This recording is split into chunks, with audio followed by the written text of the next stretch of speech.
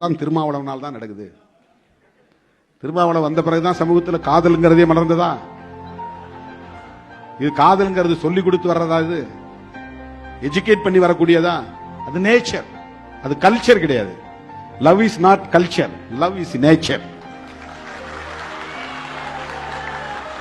அது அது ஒரு உணர்வு, அது ஒரு இயல்பு.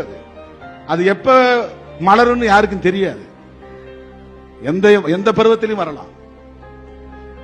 அடலசென்ட் பீரியட்ங்கிறது முக்கியமான ஹார்மோனல் சேஞ்சஸ் உருவாகிற நேரம். அது யாருக்கும் வரலாம், எப்போதும் வரலாம். அது மனிதன் தோன்றிய காலத்திலிருந்து, ஆணும் பெண்ணும் தோன்றிய காலத்திலிருந்து உருவான உணர்வு. அப்படிதானே ஒரு ஈர்ப்பு ஏற்பட்டு இனப்பெருக்கம் உருவாகும். அது நேச்சர், அது நேச்சர். நேச்சருக்கு எதிரானதுக்கு பேர் தான் கல்ச்சர். லவ்ங்கிறது கல்ச்சர் கிடையாது, கலாச்சாரம் கிடையாது. அப்ப அவன் முஸ்லீம்களை வெறுக்கிறதுக்காக லவ் ஜிஹாத்ங்கிற பெயரை பயன்படுத்துறான்.